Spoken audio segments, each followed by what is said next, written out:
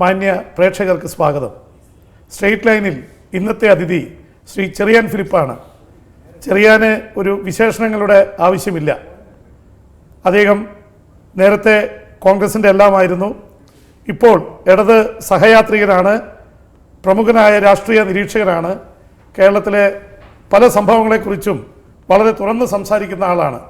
ഒരുപക്ഷെ അടുത്തയിടെ അദ്ദേഹം നടത്തിയ ചില പരാമർശങ്ങൾ കേരള രാഷ്ട്രീയത്തിൽ വലിയ കോളിളക്കവും ചർച്ചയും സൃഷ്ടിച്ചിരുന്നു. ഒരുപക്ഷെ അതിൻ്റെയൊക്കെ പശ്ചാത്തലത്തിൽ അധികം സംസാരിക്കുമെന്ന് പ്രതീക്ഷിക്കുന്നു. ശ്രീ ചെറിയാൻ ഫിലിപ്പിന് സ്ട്രെയിറ്റ് ലൈനിലേക്ക് സ്വാഗതം. ചെറിയാൻജി, താങ്കൾ തുറന്ന് കാര്യങ്ങൾ പറയുന്ന ആളാണ്. എന്നാൽ പോലും ഈ അടുത്തയിടെ നടത്തിയ ഒരു പരാമർശം അത് വലിയ ചർച്ച ചെയ്യപ്പെട്ടിരിക്കുകയാണ്. പ്രത്യേകിച്ച് കോൺഗ്രസ്സിൽ വനിതകൾക്ക് സീറ്റ് ലഭിക്കുന്നതിനെക്കുറിച്ച് താങ്കൾ ഒരു സ്ത്രീ വിരുദ്ധനാണ്, സ്ത്രീ വിരോധിയാണെന്ന് ഒരു വിഭാഗവും, അല്ല അങ്ങനെയുള്ള ആളല്ല, അദ്ദേഹം നടത്തിയത് വളരെ സത്യസന്ധമായ പരാമർശമെന്ന് പറഞ്ഞ ആൾക്കാരുമുണ്ട്. താങ്കളൊരു അവിവാഹിതനാണ്.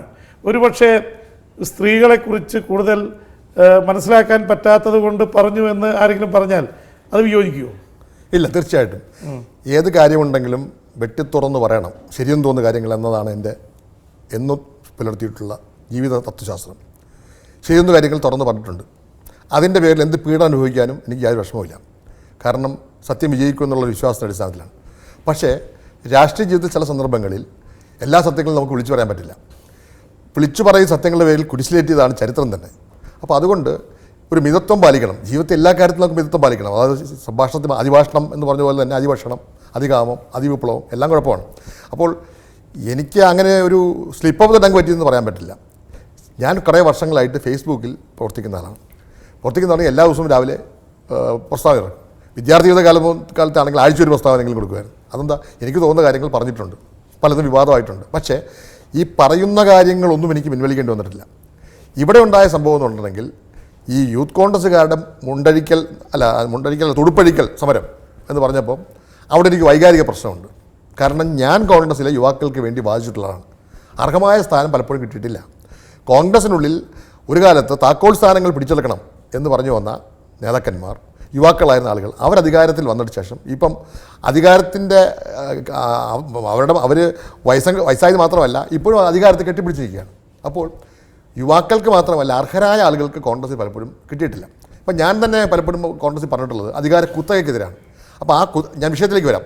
അധികാര കുത്തകയ്ക്കെതിരെ പോരാട്ടത്തിൻ്റെ ഭാഗമായി നിൽക്കുമ്പോൾ ചെറുപ്പക്കാരായ ആളുകൾക്ക് കോൺഗ്രസ്സിൽ ഒരു പ്രതിഷേധമെന്ന നിലയിൽ തുണിയഴിക്കേണ്ട വന്ന അവസ്ഥയെ ന്യായീകരിച്ചുകൊണ്ട് നടത്തിയ ഒരു കമൻറ്റ്, ആ കമൻറ്റിൽ അടങ്ങിയത് ഒരു ആക്ഷേപഹാസ്യമാണ്. ഒരു കാർട്ടൂണിൽ പറയാവുന്ന ഒരു വിഷയം. അല്ലെങ്കിൽ ഞാനത് പോസ്റ്റ് ചെയ്തപ്പോൾ അതിനുള്ളിൽ തീപ്പൊരി ഉണ്ട്. ആ തീപ്പൊരി കേരളമാകെ പടർന്നു പോവുകയാണ് ചെയ്തത്. പക്ഷേ അത് എൻ്റെ മനസ്സിൻ്റെ എവിടെയോ കിടന്നിരുന്ന തീപ്പൊരിയാണ് എന്നുള്ളതാണ് സത്യം. അപ്പോൾ ആ തീപ്പൊരിക്ക് ആദായമായ ധാരാളം സംഭവങ്ങൾ എൻ്റെ മനോമുഗ്രത്തിലുണ്ട്, മനോമണ്ഡലത്തിലുണ്ട്. ഞാൻ പറഞ്ഞല്ലോ, ഈ എല്ലാ സത്യങ്ങളും വിളിച്ചു പറഞ്ഞാൽ പലരുടെയും ദേഹത്ത് കൊള്ളും. അതുകൊണ്ട് അപ്രിയങ്ങളായ സത്യങ്ങൾ പറയരുത് എന്നുള്ളൊരു ഇതുണ്ടല്ലോ, ചിലർക്ക് കേട്ട് കഴിഞ്ഞാൽ അപ്രിയമായിട്ട് തോന്നുന്ന സത്യം പറയാൻ ഞാൻ സത്യം പറഞ്ഞില്ല. സത്യത്തിൻ്റെ വാതിലിലേക്കൊന്ന് പ്രവേശിക്കുന്നതിന് മുമ്പ് തന്നെ കല്ലെറിഞ്ഞു. ഞാൻ അല്ല, ആദ്യം കല്ലേറ് വന്നത് കോൺഗ്രസ് പാർട്ടിയിൽ നിന്നായിരുന്നില്ലല്ലോ. താങ്കൾ ഇടത് സഹയാത്രികനായ പാർട്ടിയിലെ TMCMയാണ് ആദ്യമായിട്ട് ഇതിനെക്കുറിച്ച് അവർ കഥ അറിയാതെ ആട്ടം കാണുമെന്ന് പറയുന്നില്ലേ, മനസ്സിലാക്കിയില്ല. അതായത് ഞാൻ പറഞ്ഞ പ്രസ്താവനയുടെ സാരാംശം, പ്രസ്താവന എന്ന് പറയാൻ പറ്റില്ല, ആ ഒരു കമൻറ്റിൻ്റെ സാരാംശം തെറ്റിദ്ധരിക്കപ്പെട്ടു. സ്വാഭാവികമായിട്ടും ഒരു സ്ത്രീപക്ഷത്തിൽ നിൽക്കുന്ന സ്ത്രീകളെ സംബന്ധിച്ചിടത്തോളം ഈ പുരുഷാധിപത്യത്തിൻ്റെ അഹന്ത എന്നൊക്കെയുള്ളൊരു ഇതുണ്ടല്ലോ. അപ്പോൾ ഞാനങ്ങനെ അഹന്തയൊന്നുള്ള ആളല്ല.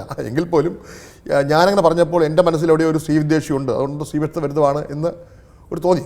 ഞാൻ പറഞ്ഞത് ആ അർത്ഥത്തിലൊന്നുമല്ല. അല്ല, സീമയായിട്ട് അതിന് ശേഷം ഇതിനെക്കുറിച്ച് സംസാരിച്ചിരുന്നു. സീമ എൻ്റെ അടുത്ത സുഹൃത്തല്ലേ. 15 വർഷമായിട്ട് സീമയുമായിട്ട് നല്ല ബന്ധമുണ്ട്. എനിക്ക് സീമയെ നേരത്തെ അറിയാം, കോളേജ് അധ്യാപികയാണ്. ഞാൻ LDF സഹയാത്രികനാകുന്ന കാലം മുതൽ ഞാൻ എൻ്റെ പ്രോഗ്രാമിന് സീമയെ പലപ്പോഴും ഇൻ്റർവ്യൂ ചെയ്തിട്ടുണ്ട്. സീമയുടെ വീട്ടിൽ പോയിട്ടുണ്ട്. മാത്രമല്ല പലപ്പോഴും കാണാറുണ്ട്. കഴിഞ്ഞ 4 മാസം മുമ്പ് ആലപ്പുഴ യോഗം കഴിഞ്ഞ് സീമയുടെ കാറിലാണ് ഞാൻ വന്നത്. അപ്പോൾ സീമയെക്കുറിച്ച് മതിപ്പുള്ള ആളാണ് ഞാൻ. അപ്പോൾ സീമ എന്ന് പറയുന്ന ആൾ എൻ്റെ സഹോദരിയാണ്. അപ്പോൾ സീമയോട് എനിക്ക് വ്യക്തിപരമായ വിരോധത്തിൻ്റെ കാര്യമില്ല. സീമയെപ്പോലുള്ള ആളുകൾ വനിതാ രംഗത്ത് വളർന്നു വരണമെന്ന് ആഗ്രഹിക്കുന്ന ഒരാളാണ്. അപ്പോൾ അതുകൊണ്ട് ഞാൻ പറഞ്ഞതിൻ്റെ സാരാംശം സീമ അറിയാതെ പോയി. സീമ അറിയാത്തത് കൊണ്ട് പറഞ്ഞതാണ്, അല്ലാതെ എന്നോടൊരു വിരോധം ഉണ്ടാവേണ്ട കാര്യമൊന്നുമില്ല. ഇങ്ങനെ വന്നൊരു ചർച്ചയായി കഴിഞ്ഞപ്പോൾ ഞാൻ ഇതിൽ ഉറച്ചു നിൽക്കുന്നുവെന്ന് പറഞ്ഞപ്പോഴല്ലേ പിന്നെയും ഇത് ചെയ്തത്. അത് ആ സമയത്ത് അത് ഇല്ല, ഞാൻ ഉറച്ചു നിൽക്കുന്നു എന്ന് ഇപ്പം യഥാർത്ഥത്തിൽ പോസ്റ്റ് ഇട്ട് ആക്രമണം വന്നപ്പോൾ ആദ്യം വന്നത് സുധീരൻ്റെ പ്രസ്താവനയാണ്. സുധീരൻ്റെ പ്രസ്താവന വളരെ മിതമായ പ്രസ്താവനയാണ്. കാരണം കോൺഗ്രസ്സിലുള്ള വനിതകളെക്കുറിച്ച് ഒരു കൂരമ്പുണ്ടെങ്കിൽ KPCC പ്രസിഡന്റിന് സ്വാഭാവികമായിട്ട് അത് പറയാൻ ബാധ്യതയുണ്ട്. ഞാനതുകൊണ്ട് സുധീരനെ കുറ്റപ്പെടുത്തില്ല. അദ്ദേഹം പറഞ്ഞ വളരെ മൈൽഡായിട്ടാണ്. സ്ത്രീ വിരുദ്ധമാണെന്ന ആക്ഷേപം ഉയർന്ന സാഹചര്യത്തിൽ അത് പിൻവലിക്കുന്നതാണ് ഉചിതം. അത് KPCC പ്രസിഡന്റ് ഞാനായിരുന്നല്ലോ പറയും, ഒരു സംഘടന നിർദ്ദേശം നൽകി. അതുകൊണ്ട് സുധീരൻ പറഞ്ഞാൽ എനിക്ക് അറിയില്ല. പക്ഷേ ചാനലുകാരും മറ്റൊരു എല്ലാം സുധീരൻ പറഞ്ഞ വിശദീകരണം ചോദിച്ചപ്പോൾ സുധീരനോട് ഏറ്റുമുട്ടാൻ സത്യം പറഞ്ഞാൽ എനിക്ക് വിഷമമുണ്ട്. സുധീരൻ എൻ്റെ സുഹൃത്താണ്, അതുകൊണ്ട് തന്നെയാണ്. സുധീരൻ ഞാനും തമ്മിൽ രാഷ്ട്രീയ പോരാട്ടം ഇഷ്ടപ്പെടുന്നില്ല. അതുകൊണ്ട് തന്നെയാണ് ഞാൻ മിണ്ടാതിരുന്നത്. മാത്രമല്ല, ഞാൻ ഫേസ്ബുക്കിൽ ഞാൻ സ്ത്രീ ഉദ്ദേശിച്ചല്ല, ഞാൻ ജീവിതത്തിൽ പറയില്ല, ഇത് തെറ്റിദ്ധരിപ്പിക്കപ്പെട്ടതാണ്, ഈ പോസ്റ്റിൻ്റെ ആ സാരാംശം ഒന്നും പറയുന്നത് ആരെ ആക്ഷേപിക്കാൻ വേണ്ടിയല്ല എന്ന് പറഞ്ഞ് ഒരു ക്ഷമാപണ സ്വരത്തിൽ തന്നെയാണ് രണ്ടാമത്തെ പോസ്റ്റ് ഇട്ടത്. എന്നിട്ടും വിവാദം കത്തിയപ്പോഴത്തേക്കൊണ്ട് ഞാൻ എന്ത് ചെയ്തു, ചാനലുകൾ മുഴുവൻ ചർച്ച നടക്കുമ്പോൾ എന്നെ വിളിച്ചു. ഞാൻ ഈ പറയുന്ന മൊബൈൽ ഫോൺ ഓഫ് ചെയ്ത് ഞാൻ വീട്ടിൽ കിടന്ന് ഉറങ്ങി, പിടികൊടുക്കാതിരിക്കാൻ വേണ്ടി. പിടികൊടുക്കാത്തത് എന്തുകൊണ്ടാണ്? എൻ്റെ പേരിൽ ഒരു വിവാദം, രാഷ്ട്രീയ വിവാദം എന്തിനാണ് ആവശ്യം? ഒഴിവാക്കാൻ വേണ്ടിയാണ് പിടികൊടുക്കുക. ഇപ്പോഴും ഞാൻ പറയട്ടെ, ആദ്യമായിട്ടാണ് ഞാനൊരു ക്യാമറയ്ക്ക് ഉപയോഗിക്കുന്നത്. ഈ വിവാദം ഉണ്ടായതിനു ശേഷം 3-4 ഫേക്ക് പോസ്റ്റ് ഒട്ടല്ലാതെ ഞാൻ ഒരാളോട് ഞാൻ കൺസൾട്ടൻ്റ് ആയിരിക്കുന്ന കൈരളിക്കാർ പോലും ഒരു വൈറ്റ് വേണം, ഒരു ടെലി വേണം എന്ന് പറഞ്ഞിട്ട് ഞാൻ സമ്മതിക്കാത്ത കാരണം എന്താ? അതൊരു വിവാദമാക്കാൻ ഞാൻ ഇഷ്ടപ്പെടുന്നില്ല എന്നുള്ളതാണ്. ഇപ്പോഴും ഞാൻ വിവാദമാക്കാൻ ഉദ്ദേശിക്കുന്നില്ല. മാത്രമല്ല, ഞാനങ്ങനെ ഒരു വ്യക്തിയെയും അവരുടെ സ്വകാര്യ ജീവിതത്തിലേക്ക് ഉള്ളിട്ട് എന്ന് ഒളികണ്ട് നോക്കി പരദൂഷണം പറയുന്ന ആളല്ല. എന്ന് വെച്ചാൽ എനിക്ക് വ്യക്തികളെ അറിയില്ലേ? കോൺഗ്രസ്സിലുള്ള ആളുകളുടെയും സ്വകാര്യ ജീവിതം എനിക്കറിയാം, പലരും അറിയാം. പക്ഷെ അതെല്ലാം വിളിച്ചു പറഞ്ഞു കിടക്കുക എന്ന് പറയുന്നത് ഒരു മാന്യമായ സംസ്കാരമല്ലാത്തതുകൊണ്ടാണ്. അല്ല, പക്ഷെ താങ്കളിത് ഒരുപക്ഷെ ഉദ്ദേശിച്ച് കാണില്ല. പക്ഷേ ഇത് വന്നു കഴിഞ്ഞപ്പോൾ CPM തന്നെ 2 അഭിപ്രായങ്ങൾ വന്നു. അപ്പോൾ CPM ശ്രീ പിണറായി വിജയനും കോടിയേരിയൊക്കെ താങ്കൾ സപ്പോർട്ട് ചെയ്ത് സംസാരിച്ചു, VS പോലുള്ളവരും വൃന്ദാക്കാരാട്ടും ഒക്കെ എതിരായിട്ട് സംസാരിച്ചു. അപ്പോൾ താങ്കൾ ഇഷ്ടപ്പെടുന്ന അല്ലെങ്കിൽ താങ്കളിപ്പോൾ എന്താ പറയുക ഏറ്റവും കൂടുതൽ സഹയാത്രികനായിട്ട് പോകുന്ന CPM പോലുള്ളൊരു പാർട്ടിക്ക് അതിൻ്റെ പേരിൽ ഒരു 2 തട്ടിലാണ് നേതാക്കൾ എന്നുള്ള തലത്തിലേക്ക് വരുത്തിയതിൽ ഒരു വിഷമം തോന്നുന്നില്ല? VS അത് പറഞ്ഞപ്പോൾ ഞാൻ TV കണ്ടെന്നുണ്ടെങ്കിൽ VS പറയുന്ന വാക്കുകൾ കേട്ടു. അപ്പോൾ എനിക്ക് മനസ്സിലായി ഞാൻ പറഞ്ഞത് എന്താണെന്ന് VS മനസ്സിലായിട്ടില്ല. ഞാൻ പറഞ്ഞ വരിയല്ല അദ്ദേഹം ഉദ്ധരിച്ചത്. എന്ന ചെറിയാൻ വലിപ്പ് പറഞ്ഞത് സംസ്കാര ശൂന്യമാണ്, സംസ്കാരരഹിതരായ ആൾക്കതേ പറയാൻ പറ്റുള്ളൂ എന്നാണ് പറഞ്ഞത്. അപ്പം VS ഉദ്ദേശിച്ചതും അതായത് പത്രക്കാരോ ആരോ VSനടുത്ത് ഇങ്ങനെ പറഞ്ഞു എന്ന് പറഞ്ഞപ്പോൾ VSൻ്റെ ഒരു സ്പോണ്ടേനിയസ് റിയാക്ഷനാണ്. ഇനി VSനെ പോലുള്ള ഉന്നതനായ പ്രതിതുല്യനായ ഒരു വ്യക്തി 92 വയസ്സുള്ള ഒരാൾ എന്നെ ശകാരിച്ചാലും അതൊരു മാധുര്യത്തോടു കൂടി അനുഭവിക്കുന്ന ഒരാൾ ഞാൻ. അതുകൊണ്ട് അത് VSനെ പോലെ ആരും ഏറ്റുമുട്ടാനൊന്നും ഞാൻ വളർന്നിട്ടില്ല. അതുകൊണ്ട് ഞാൻ ഉണ്ടായിരുന്നു, അത്രയേ ഉള്ളൂ.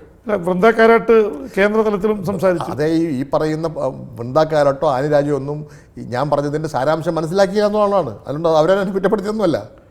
അല്ല, അതിലുള്ള പ്രയോഗത്തിൻ്റെ ഒരു താങ്കൾ ഉപയോഗിച്ച ഒരു പ്രയോഗം അത് ഏത് തരത്തിൽ വേണമെങ്കിൽ വ്യാഖ്യാനിക്കാം. ഞാൻ പറഞ്ഞത് പുറത്ത് ഉടുപ്പഴിച്ചവർക്ക് സീറ്റ് കിട്ടിയില്ല, അത് രഹസ്യമായി ചെയ്ത വനിതകൾക്ക് കിട്ടിയിട്ടുണ്ടെന്ന് പറഞ്ഞാൽ രഹസ്യമായി ഉടുപ്പഴിച്ചു എന്ന് പറയുമ്പോൾ വേറെ അർത്ഥമല്ല. ഉടുപ്പഴിക്കുക എന്ന് പറഞ്ഞിട്ടുണ്ടെങ്കിൽ എന്താ?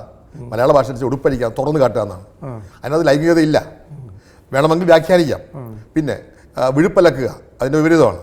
അപ്പം ഈ ഓരോ പരിയുടെ അടിസ്ഥാനത്തിൽ ഞാൻ ഈ ഉടുപ്പഴിക്കൽ സമരം എന്ന് പറഞ്ഞാൽ ആ സമരം നടത്തിയ ആളുകൾ മുഴുവൻ ഷട്ടൊന്നും ഊരിട്ടില്ല. അവർ ഷട്ടൂരി മാത്രം, ഷട്ടൂരി സമരം എന്നേ പറയാനുള്ളൂ. അതൊരു പക്ഷേ ഒറ്റയടിക്ക് കേൾക്കുമ്പോൾ രഹസ്യമായി ഉടുപ്പഴിച്ചവർക്ക് സീറ്റ് ഉടുപ്പഴിച്ചു എന്ന് പറയുമ്പോഴത്തേക്ക് സ്ത്രീകൾ പിടിച്ചു അതിൻ്റെ പറയുന്ന ഒരു ലൈംഗിക പ്രക്രിയ എന്ന് വേണമെങ്കിൽ വ്യാഖ്യാനിക്കാം. അപ്പം അതാണല്ലോ നടന്നത്. ഞാൻ സത്യം പറഞ്ഞാൽ അങ്ങനെ ഉദ്ദേശിച്ചിരുന്നില്ല എന്നാണ് പറയുന്നത്. അങ്ങനെ ഉദ്ദേശിച്ചതല്ല പറയുന്നത്. കോൺഗ്രസിനുള്ളിൽ നടക്കുന്ന ചില അധാർമികത്തെക്കുറിച്ച് എനിക്ക് ബോധമുള്ളതോടെ തന്നെ പറഞ്ഞത്. പക്ഷേ ഞാൻ ആ കമൻ്റ് ഇടുമ്പോൾ അങ്ങനെ ഒരു ആരുടെയെങ്കിലും നെഞ്ചത്തോട്ട് കയറണമെന്നുള്ള ഉദ്ദേശത്തോടെ അല്ല ഇത്. കാരണം അങ്ങനെ ആരുടെയെങ്കിലും നെഞ്ചത്തോട്ട് കയറി അതിൻ്റെ പേരിൽ ഒരു വിവാദം ഉണ്ടാക്കാൻ ഞാൻ അന്നും ഇഷ്ടപ്പെടുന്നില്ല. പക്ഷേ ഇത്തരം അധാർമികതകൾ നടക്കുന്നുണ്ട്, അസത്യമാണ്. പൊതുരംഗത്ത് വരുന്ന സ്ത്രീകളെ സംബന്ധിച്ചിടത്തോളം ഇങ്ങനെ ഉള്ള രഹസ്യമായി ഇത് ചെയ്യുന്നവർക്കാണ് സീറ്റ് കിട്ടുന്നത് എന്നുള്ളത് വരുമ്പോൾ അത് എല്ലാവരെയും ബാധിക്കുന്ന ഒരു തരത്തിലേക്ക് അങ്ങനെ പറഞ്ഞിട്ടില്ല. അല്ല, പറഞ്ഞിട്ടില്ല. സ്വാഭാവികമായിട്ടും ഈ രാഷ്ട്രീയത്തിൽ വരികയും സ്ഥാനമാനങ്ങൾ നേടുകയും ചെയ്യുന്നവർക്ക് ഇങ്ങനെ ഒരു ബാക്ക്ഗ്രൗണ്ട് ഉണ്ടാവാം എന്നുള്ള. അല്ല, രാഷ്ട്രീയ രംഗത്തും പൊതുരംഗത്തും അഴിമതിക്കാർക്കാണ് പ്രാമുഖ്യം കൊടുക്കുന്നത് എന്ന് ഞാൻ പറഞ്ഞിരിക്കട്ടെ. അല്ലെങ്കിൽ ഒരു ഹീനമായ പ്രവർത്തനം നടത്തുന്ന ആളുകളാണ് മണിയടിക്കാർക്കാണ് എന്ന് പറഞ്ഞിട്ടുണ്ടെങ്കിൽ മണിയുടെ എല്ലാവരും അഴിമതിക്കാരാണ് അർത്ഥമുണ്ടോ? അഴിമതിക്കാർക്ക് മുഴുവൻ കിട്ടുമെന്നുള്ള അർത്ഥമുള്ളൂ. അത് ആ മുദ്ര ശിരസിൽ ചാലിക്കാൻ അർഹതയുള്ളവർ മാത്രം വിഷമിച്ചാൽ മതി. അങ്ങനെ വ്യാഖ്യാനിച്ചാൽ പോലും അത്തരം മുദ്രകൾ തിരസിൽ അണിയാൻ ഉള്ളവർ മാത്രം അതിൽ വിഷമിച്ചാൽ മതി. അത്തരം സ്ത്രീകൾ മാത്രം പ്രവേശിച്ചാൽ മതി. അല്ല, ഇപ്പോൾ കേരള സമൂഹത്തിൽ തന്നെ പുരുഷന്മാരെ കുറിച്ചുള്ള പരാതി കുറേ പേരെങ്കിലും സംശയരോഗികളാണെന്നുള്ളതാണ്. 50% വനിതകൾ ഇലക്ഷന് മത്സരിക്കുകയാണ്. 50% കൂടുതൽ, ഏതാണ്ട് 52% വരും എന്ന് പറയുന്നത്. സ്വാഭാവികമായിട്ടും ഈ സ്ത്രീകളൊക്കെ ഒരു സംശയത്തിൻ്റെ നിഴലിലേക്ക് വേണമെങ്കിൽ, എല്ലാവരും അല്ല, സംശയമുള്ള പുരുഷന്മാരെ സംബന്ധിച്ച് രാഷ്ട്രീയത്തിലേക്ക് പോകുന്ന കുഴപ്പമാണ്. അതൊരു ദുർവ്യാഖ്യാനമാണ്. കാരണം ഇന്നിപ്പം എല്ലാ രംഗത്തും സമൂഹത്തിൻ്റെ എല്ലാ തലങ്ങളിലും സ്ത്രീകൾക്ക് പ്രാമുഖ്യം വന്നിട്ടുണ്ട്. നമുക്കറിയാമല്ലോ, ഒരു ജെയിംസൊക്കെ പത്രപ്രവർത്തന രംഗത്ത് വരുന്ന സമയത്ത് ഏതെങ്കിലും വനിത ഉണ്ടായിരുന്നു? എനിക്ക് തോന്നുന്നു ആദ്യമായിട്ട് വനിതകൾ കാണുന്നത് ദീപികല. ജെയിംസിൻ്റെ കീഴിലാണ് 2 വനിതകളെ, നമ്മുടെ സിമിയയും മറ്റൊക്കെ വരുന്നത്. സിമിയും മറ്റേ ടോമി കല്ലാനിയുടെ ഭാര്യ, എനിക്ക് ഓർക്കുന്നു, സ്വപ്നയൊക്കെ വരുന്നത്. അതൊക്കെ വരുന്നത് ഒരു 10 വർഷം. അതിനുശേഷം ഇന്ന് മാധ്യമരംഗത്ത് മുഴുവൻ ആളുകളാണ്. അപ്പോൾ ഞാൻ ഉദാഹരണം പറഞ്ഞുള്ളൂ, എല്ലാ രംഗത്തും വരുന്ന, പക്ഷേ രാഷ്ട്രീയ രംഗത്തില്ല. അപ്പം മാധ്യമരംഗത്ത് ഒരാളെ വന്നത് അതിൻ്റെ പേരിലാണ്. ഉദ്യോഗസ്ഥ രംഗത്ത് IAS ഉദ്യോഗസ്ഥ വന്നാൽ അല്ലെങ്കിൽ ഒരു സ്ഥാനം കിട്ടിയാൽ അത് ഇത്തരം ഒരു ചൂഷണത്തിൻ്റെ ഭാഗമായിട്ട് വന്നതാണോ എന്നൊന്നും ആരും പറയുന്നില്ലല്ലോ. അപ്പോൾ ഈ രാഷ്ട്രീയ രംഗത്ത് മാത്രം അത്തരം ചൂഷണമാണെന്ന് വ്യാഖ്യാനിക്കുന്ന അർത്ഥമില്ല. എല്ലാ രംഗത്തെയും പോലെ രാഷ്ട്രീയ രംഗത്തും ഇത്തരം ചൂഷണങ്ങൾ ഉണ്ടാകാം. ഓഫീസുകളിൽ ചൂഷണം നടക്കുന്നതിനെക്കുറിച്ച് പറയുന്നില്ലേ? അതേക്കുറിച്ച് ഞാൻ പറഞ്ഞതിന് എന്തിനത്രയും പറയുന്നു. അപ്പം സരിതാ നായർ, ഒരു സോളാർ കേസിൽ അടങ്ങിയ ഒരു സംഭവം ഉണ്ട്. അതിനകത്ത് സാമ്പത്തിക അഴിമതിയോടൊപ്പം ലൈംഗിക അഴിമതി. സരിത ഞാൻ വിളിച്ചു പറഞ്ഞത് വേറാരുമല്ല. അവസാനവും സരിത പല തവണയും പറഞ്ഞു, എന്നെ ചൂഷണം ചെയ്തു. ചില ആളുകൾ എന്നെ വിളിച്ചു വരുത്തി ബലാത്സംഗം ചെയ്തു. പോലീസ് പരാതി കൊടുത്തു. ഞാൻ പറയട്ടെ, ആയിക്കോട്ടെ, സരിത ബ്ലാക്ക് മെയിൽ ചെയ്ത് കാശ് മേടിച്ച അവസ്ഥ അല്ല. എങ്കിൽ പോലും ബ്ലാക്ക് മെയിൽ ചെയ്ത് കാശ് വാങ്ങിച്ചാൽ പോലും, അല്ലേ, അങ്ങനെ പറഞ്ഞാൽ പോലും സരിത പറയുന്നതോ ശരിയോ എന്ന് അന്വേഷിക്കേണ്ട ഉത്തരവാദിത്വം ഉണ്ടല്ലോ. അപ്പോൾ ഞാൻ പറഞ്ഞു വന്നത്, സരിത പറഞ്ഞാലോ അല്ലെങ്കിൽ സരിത പീഡിപ്പിച്ചതായെന്ന് പറഞ്ഞാലോ ആരെക്കുറിച്ച് അങ്ങോട്ടും ഇങ്ങോട്ട് പറഞ്ഞാലോ അതിനൊന്നും വിശ്വാസ്യതയില്ല. അപ്പോൾ അതുകൊണ്ട് ഈ ഒരാളെ പേരെടുത്ത് പറഞ്ഞ്, അപ്പം ഞാൻ ഏതെങ്കിലും ഒരു സ്ത്രീയെക്കുറിച്ചോ പുരുഷനെക്കുറിച്ചോ ഇന്ന ആൾക്ക് സീറ്റ് കിട്ടിയത് ഇന്നാളെ എന്ന് പറഞ്ഞാൽ തെളിവില്ലാത്തടത്തോളം കാലം അത് ഡിഫാമേറ്ററിയാണ്. അങ്ങനെ ഞാൻ ഡിഫാമേറ്ററി ആയിട്ടുള്ളൊരു കാര്യം ആരും പറഞ്ഞിട്ടില്ല. എൻ്റെ ജീവിതത്തെ അതിനെക്കുറിച്ച് പറഞ്ഞിട്ടില്ല. അപ്പോൾ അതുകൊണ്ട് എനിക്ക് അതിനെക്കുറിച്ച് ഭയപ്പെടേണ്ട കാര്യമില്ല. പിന്നെ ഇത്തരം കാര്യങ്ങളെക്കുറിച്ച് ഇപ്പോൾ സ്ത്രീ വിഷയമായാലും അഴിമതി വിഷയമായാലും എനിക്ക് പേടിക്കേണ്ട കാര്യമൊന്നുമില്ല. എൻ്റെ ശരീരത്തിലോ മനസ്സിലോ ആര് സ്കാൻ ചെയ്താലും ഒരു കറുത്ത പാട് പോലും ഇല്ലാത്തടത്തോളം കാലം എനിക്ക് മരിക്കുന്നവരെ തലയുയർത്തി നിൽക്കാം. അതാണ് എൻ്റെ ശക്തി. ഈ അവിവാഹിതനായിട്ട് കഴിയുന്ന ആളാണ്. സ്വാഭാവികമായിട്ടും ഈ അവിവാഹിതരായിട്ടുള്ള ആൾക്കാർക്ക് സ്ത്രീകളോടൊരു അകലം ഉണ്ടാവും. അപ്പോൾ അല്ലെങ്കിൽ ഒരുപക്ഷെ അതിൻ്റെ എന്തെങ്കിലും തരത്തിലുള്ള ഒരു എന്താ പറയുക, എന്തെങ്കിലും തരത്തിലുള്ള വികാരം ഈ സ്ത്രീകൾ, ഇപ്പോൾ സ്ത്രീ വിരുദ്ധത എന്നൊരു വിഭാഗം പറഞ്ഞല്ലോ, ഇങ്ങനൊരു കമൻറ്റിൻ്റെ പിറകിലുണ്ട് എന്ന് വ്യാഖ്യാനിച്ചാൽ ഞാൻ പറട്ടെ, അവിവാഹിത എന്ന് ആവുക എന്ന് പറഞ്ഞിട്ടുണ്ടെങ്കിൽ നമ്മുടെ സ്ത്രീകളുമായിട്ട് പിന്നെ ഞാൻ പറഞ്ഞോട്ടെ, ഒരു സ്വയം തീരുമാനമാണ്. നമ്മൾ ജനിച്ചു വീഴുന്നത് തന്നെ ഒരു അമ്മയുടെ ഉദരത്തിലല്ലേ. നമുക്ക് വാത്സല്യം തരുന്ന ഒരു അമ്മയല്ലേ. അമ്മയല്ലാതെ ഒരു ദൈവമുണ്ടോ? ജെയിംസ് ആണെങ്കിലും ഞാനാണെങ്കിലും ലോകത്തിലുള്ള ഏത് പുരുഷനും ജനിച്ചു വരുന്നത് മാതൃത്വത്തിൻ്റെ മഹനീയതയുടെ ഏറ്റവും പറഞ്ഞാണ്. നമുക്ക് പിതാവുണ്ടെങ്കിലും പിതാവിന് സ്നേഹമില്ലെന്നല്ല പറയുന്നത്, എങ്കിലും മാതാവെന്ന് പറയുമ്പോൾ എല്ലാവർക്കും ഒരു ഇതുണ്ട്. അപ്പം മാതൃത്വത്തെ ബഹുമാനിക്കുന്നവരാണ് സംസ്കാരമുള്ള എല്ലാ മനുഷ്യരും. ഞാൻ ഈ അവിവാഹിതനല്ലെങ്കിലും എനിക്കും അമ്മയും പെങ്ങന്മാരും ഒക്കെ ഉണ്ട്. ഇനി ഞാൻ പറയാൻ, കോൺഗ്രസിനുള്ളിൽ എനിക്ക് എത്രയോ സ്ത്രീകളുമായിട്ട് ബന്ധമുണ്ട്. ഇപ്പോൾ ഉദാഹരണത്തിന് AK എൻ്റെ അമ്മ ഏലിക്കുട്ടി, വയലാറിവിടെ അമ്മ ദേവകി ചേച്ചി, എത്രയോ അമ്മമാർ അവരിൽ വിളമ്പിത്തറുണ്ട്. ഇനിയും ഭാര്യമാർ, അവർ എൻ്റെ സുഹൃത്തുക്കളല്ലേ. AK എൻ്റെ ഭാര്യ എൽസി ചേച്ചി, ഉമ്മൻചാൻ്റെ ഭാര്യ മറിയാമ്മ, സുധീറിൻ്റെ ഭാര്യ ലത, കാർത്തികേൻ്റെ ഭാര്യ സുലേഖ ടീച്ചർ, രമേശിൻ്റെ ഭാര്യ അജിത, പന്തളത്തിൻ്റെ ഭാര്യ അനിത. ഇങ്ങനെ എടുത്തു പറഞ്ഞിട്ടുണ്ടെങ്കിൽ എല്ലാ ഭാര്യമാരും സുഹൃത്തുക്കളല്ലേ. ഇവരെല്ലാം എനിക്ക് ചോറ് വിളമ്പി തന്നിട്ടുണ്ട്. കാരണം എന്താ, ഞാൻ അവിവാഹിതനായതുകൊണ്ട്, കുടുംബമില്ലാത്തവനായതുകൊണ്ട് ഭക്ഷണം കഴിച്ചിട്ട് പോയാൽ മതി എന്ന് എന്നെ നിർബന്ധിക്കുന്ന ആരാ? ഭാര്യമാരാണ്. അപ്പോൾ എനിക്ക് അമ്മയുടെ വാത്സല്യം പോലെ സഹോദരിമാരുടെ വാത്സല്യമുണ്ട്. പലപ്പോഴും ആളുകൾ പറയാറുണ്ട്, ഒരു സ്ത്രീ നമ്മുടെ മനസ്സിലേക്ക് കടന്നു വരുന്നത് നമ്മുടെ ഉദരത്തിലൂടെയാണ് അല്ലെങ്കിൽ വായിലൂടെയാണ്. ഈ സ്വാദിഷ്ടമായ ഭക്ഷണം വിളമ്പിത്തരുന്ന സ്ത്രീയോട് നമുക്കൊരു സ്നേഹം തോന്നും, അവർ നമ്മുടെ ഹൃദയത്തിൽ സ്ഥാനം നേടും. അപ്പോൾ അങ്ങനെയുള്ള ധാരാളം സ്ത്രീകളോട് എനിക്ക് ബന്ധമുണ്ട്. എന്ന് വെച്ചാൽ സ്ത്രീ ശരീരം മോഹിച്ച് ഞാനൊരു സ്ത്രീയുടെയും പിന്നാലെ പോയിട്ടില്ല. അതിൻ്റെ പേരിൽ എന്നെ ദയവായാലും ഒരു സ്ത്രീവിരുദ്ധനാക്കരുത്. അത്ര എൻ്റെ അപേക്ഷ. അതെൻ്റെ ഒരു തീരുമാനമാണ്. ഇനി തെറ്റായതായിട്ട് പറഞ്ഞിട്ടുണ്ടെങ്കിൽ, മനുഷ്യൻ്റെ ജൈവശാസ്ത്രപരമായ ഒന്നാണ് ലൈംഗികത. ലൈംഗികത എന്ന് പറഞ്ഞിട്ടുണ്ടെങ്കിൽ പലരും കരുതുന്നത് പോലെ ഈ ചെറുപ്പകാലത്ത് ഉണ്ടാകുന്ന ഒരു പ്രചോദനമുണ്ട്. അപ്പം ഞാൻ രാഷ്ട്രീയത്തെ വിവാഹം ചെയ്യുകയും എൻ്റെ മനസ്സ് വേറെ തലത്തിൽ ഇങ്ങനെ അങ്ങ് ചേഞ്ച് കൂടി ഞാൻ ഇത്തരം കാര്യങ്ങൾ ചിന്തിക്കാതെ ഞാനൊരു വേറെ ലോകത്തിലായിരുന്നു. ലോകത്തിലേക്ക് കഴിഞ്ഞ് നമ്മൾ അങ്ങനെ ഒരു ഉദാഹരണം സന്യാസിമാർ അങ്ങനെ ഒരു മാനസികാവസ്ഥയിലേക്ക് നമ്മൾ എത്തിക്കഴിഞ്ഞാൽ നമ്മുടെ ശരീരത്തിൽ ഹോർമോൺ പ്രവർത്തിക്കില്ല. ഇപ്പം എൻ്റെ ശരീരത്തിൽ നിങ്ങൾ ഇക്കിളി ഒരു സ്ത്രീയെ വിളിച്ചുകൊണ്ട് ഇക്കിളി എടുത്ത് നോക്കുക, ഇക്കിളി വരത്തില്ല. കാരണം എന്താ, എൻ്റെ ജൈവശാസ്ത്രപരമായ അവസ്ഥയും അത്തരത്തിൽ ലൈംഗികയിൽ നിന്ന് മാറിട്ട് പോയി. അപ്പോൾ എൻ്റെ മനസ്സിൽ ഞാൻ ഒരു സ്ത്രീയെ കാണുമ്പോഴത്തേക്ക് ഞാൻ കാണുന്നത് അമ്മയോ സഹോദരിയായിട്ടാണ്. ലൈംഗിക ചേഷ്ടയോട് ഞാനങ്ങനെ കണ്ടിട്ടില്ല. എൻ്റെ കണ്ണുകളിൽ കാമമില്ല, സ്നേഹമേ ഉള്ളൂ. അപ്പോൾ അങ്ങനെ അതുകൊണ്ട് എനിക്ക് ഏത് ലോകത്തിലുള്ള ഏത് സ്ത്രീയുടെയും മുമ്പിൽ നീ എൻ്റെ സഹോദരിയാണ്, എൻ്റെ അമ്മയാണ് എന്ന് പറയാൻ പറ്റും. അത് തന്നെയാണ് എൻ്റെ ശക്തി. അതുകൊണ്ട് എന്നെ സ്ത്രീവിരുദ്ധനായി മുദ്രയടിക്കാൻ ആരെങ്കിലും ശ്രമിച്ചാൽ എന്നെ അറിയാവുന്ന ഒരു സ്ത്രീ പോലും അത് വിശ്വസിക്കില്ല. അവിടെ എല്ലാം മനസ്സിൽ ഈ വിവാദം വന്നപ്പോൾ എന്നെ എത്രയോ സ്ത്രീകൾ വിളിച്ചു. അപ്പോൾ താങ്കൾക്കെതിരെ ഇതിൽ പറഞ്ഞ സ്ത്രീകൾക്കൊക്കെ താങ്കളുടെ ആ ഒരു അവസ്ഥ അറിയില്ല എന്നുള്ളതാണ്, താങ്കളെ അറിയില്ല എന്നുള്ളതാണ്. അല്ല, ഈ എപ്പോഴും ചില ആൾക്കുണ്ട്. അപ്പോൾ അടുത്തറിയാവുന്നവർക്ക് അറിയാം. ഇപ്പോൾ ജെയിംസിന് എന്നെ അടുത്തറിയാവുന്നതുകൊണ്ട് അറിയാം, അകലെയുള്ളവർക്ക് അറിയില്ല. ഇപ്പം എന്നെ സംബന്ധിച്ചിടത്തോളം എന്നെ അടുത്തറിയാവുന്നവർക്ക് മുഴുവൻ എന്നെക്കുറിച്ച് നല്ല മതിപ്പാണെന്നാണ് എൻ്റെ വിശ്വാസം. പിന്നെ ഞാൻ ചില ക്ഷിപ്രകോപിയാണ്. ചിലപ്പോൾ ഞാൻ കലഹിച്ചാൽ പോലും ഒരു മണിക്കൂറിനപ്പുറം ആ കലഹത്തിൻ്റെ ഊഷ്മതയില്ല. പിറ്റേ ദിവസം ഞാൻ അത് അവസാനിച്ചു. എനിക്ക് ശത്രുക്കളില്ല, ആരോടും ദ്രോഹബുദ്ധിയില്ല. അതറിയാവുന്ന എൻ്റെ മിത്രങ്ങൾക്ക് കോൺഗ്രസ്സിലായാലും CPM-ലായാലും അടുത്തറിയാവുന്നവർക്ക്, ഇപ്പോൾ പിണറായി വിജയൻ്റെ അങ്ങനെ ഒരു ദോഷമുണ്ട്. പിണറായി വിജയനെ അടുത്തറിയാവുന്നവർക്ക് അദ്ദേഹത്തിൻ്റെ ഏറ്റവും വലിയ സുഹൃത്തുക്കളാണ്. കാരണം എന്താ, അദ്ദേഹത്തിൻ്റെ ആത്മാർത്ഥതയെക്കുറിച്ച് അറിയാം. അകലെയുള്ളവർക്ക് അദ്ദേഹം ദാഷ്ട്യക്കാരൻ, അദ്ദേഹം എന്തോ കൊള്ളക്കാരൻ, ഈ അഭിപ്രായമുണ്ട്. അപ്പോൾ അതുകൊണ്ട് നമുക്കടുത്തറിയാവുന്നവർ നമ്മളെക്കുറിച്ച് നല്ലത് പറയുന്നു എങ്കിൽ മാത്രം നമ്മൾ കരുതിയാൽ മതി. അല്ലാത്ത ലോകത്തെ മുഴുവൻ നമുക്ക് നേരെയാക്കാൻ പറ്റില്ല. അതുകൊണ്ട് എനിക്ക് പരാതിയില്ല. അപ്പോൾ ലോകത്തിൻ്റെ ഭാഗത്തുള്ള വിവിധ ഫേസ്ബുക്കുകാർ ഏതോ ഒരു ചെറിയാൻ കുറിച്ച് എനിക്ക് പറഞ്ഞാൽ ഞാനത് വിഷമിക്കാറില്ല. അതേസമയം എനിക്ക് വേദനയുണ്ടായ ഒറ്റ സംഭവം പറയാം. എൻ്റെ അമ്മയെക്കുറിച്ച് വളരെ മോശമായ പരാമർശങ്ങൾ വന്നു. ഇപ്പോൾ ഏത് ഒരു മനുഷ്യനെ സംബന്ധിച്ചോളം മരിച്ചുപോയ അമ്മയെക്കുറിച്ചുള്ള ഓർമ്മകൾ പോലും നമുക്ക് പരിശുദ്ധമാണ്. അപ്പം എൻ്റെ പേരിൽ എൻ്റെ അമ്മയുടെ എന്തിനാണ് ചീത്ത പറയുന്നത് എന്നുള്ളത് മാത്രമാണ് ഈ സംഭവത്തിൽ എനിക്കുണ്ടായ ഏക മനസ്സിലെ പ്രശ്നം. അതിനപ്പുറം എനിക്കൊന്നുമില്ല. ആര് വേണമെങ്കിലും എന്നെ കല്ലെറിയട്ടെ, കാരണം എനിക്ക് പേടിക്കേണ്ടതില്ല. താങ്കളെക്കുറിച്ച് EMS പറഞ്ഞത് മോഹമുക്തനായ കോൺഗ്രസ്സുകാരനെന്നാണ്. അതെ. അപ്പോൾ പിന്നീട് താങ്കൾ യഥാർത്ഥത്തിൽ മുന്നേ പല സ്ഥാനമാനങ്ങളും കോൺഗ്രസ്സിൽ വാഗ്ദാനം ചെയ്ത കാലത്ത് വേണ്ട എന്ന് പറഞ്ഞിട്ടുണ്ട്. പക്ഷെ പിന്നീട് താങ്കൾ സ്ഥാനാർത്ഥിയായി, KTDC ചെയർമാനായി, പുതുപ്പള്ളിയിൽ പോയി ഉമ്മൻചാണ്ടിക്കെതിരെ മത്സരിച്ചു.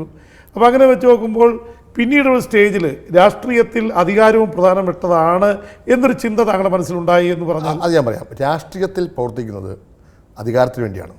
അധികാരം എന്ന് പറഞ്ഞിട്ടുണ്ടെങ്കിൽ അധികാര ദുർമോഹമല്ല. അധികാരത്തിൽ തൻ്റെ കഴിവ് അധികാര മേഖലയിൽ എവിടെയെങ്കിലും മുദ്ര ചാർത്തണം. അപ്പം നിങ്ങൾ മാധ്യമപ്രവർത്തനാണ്, നിങ്ങൾക്ക് മാധ്യമപ്രവർത്തനത്തിനിടയിൽ നിങ്ങളെ ജീവിപ്പിക്കുന്നൊരിതുണ്ട്. നല്ല സ്റ്റോറി വേണം, നല്ലതായ ഒരു പ്രവർത്തനം വേണം, അവിടെ നമ്മുടേതായ മുദ്ര സ്ഥാപിക്കണം. രാഷ്ട്രീയ രംഗത്തുള്ളൂ അത് അധികാര ദുർമുഖമല്ല.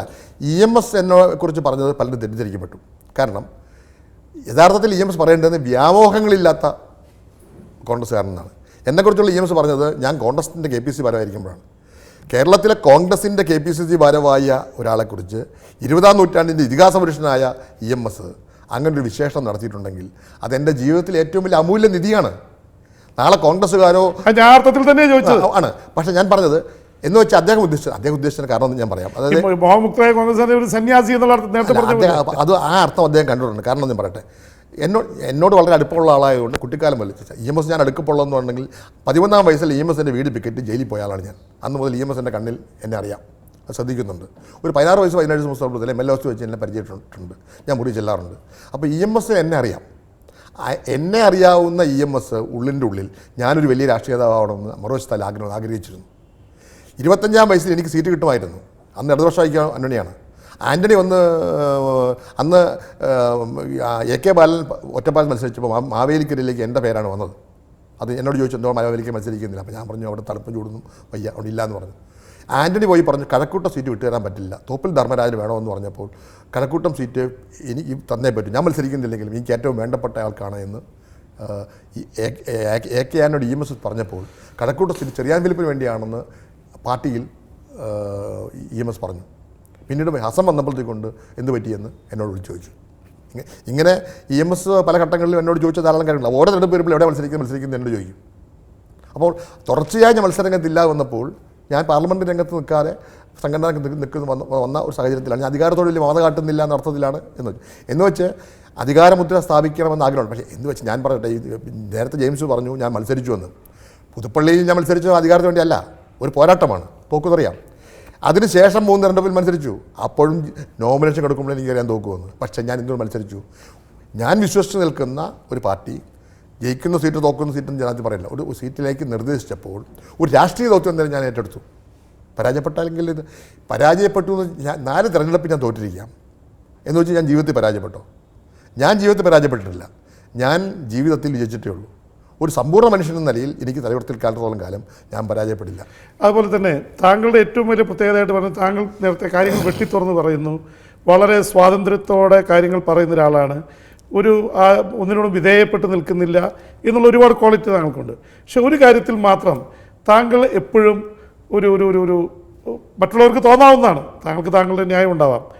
കോൺഗ്രസ്സിലായിരുന്നപ്പോൾ താങ്കൾ സമ്പൂർണ്ണമായിട്ടും AK ആൻ്റണിയുമായിട്ട് വളരെ സ്ട്രോങ് ആയിട്ടുള്ളൊരു അഫിലിയേഷൻ ഉണ്ടായിരുന്നു. ഒരു പക്ഷേ AK ആൻ്റണി ഏറ്റവും കൂടുതൽ ഹൃദയത്തോട് അടുത്ത് നിർത്തിയതും AK ആൻ്റണിയുമായിട്ട് ഏറ്റവും ബന്ധമുണ്ടായിരുന്നൊരു നേതാവ് ഒരു ചെറുപ്പക്കാരൻ എന്ന് പറയുന്നത് ശ്രീ ചെറിയാൻ ഫിലിപ്പായിരുന്നു. താങ്കൾ അവിടെ നിന്ന് കോൺഗ്രസുമായി കലഹിച്ച് പുറത്തു വന്ന് ഇവിടെ എത്തിയപ്പോഴും താങ്കളോട് ഏറ്റവും അടുത്ത് നിൽക്കുന്ന അല്ലെങ്കിൽ താങ്കൾക്ക് ഏറ്റവും അടുപ്പമുള്ള ആളായിട്ട് അറിയപ്പെടുന്നത് ശ്രീ പിണറായി വിജയനാണ്.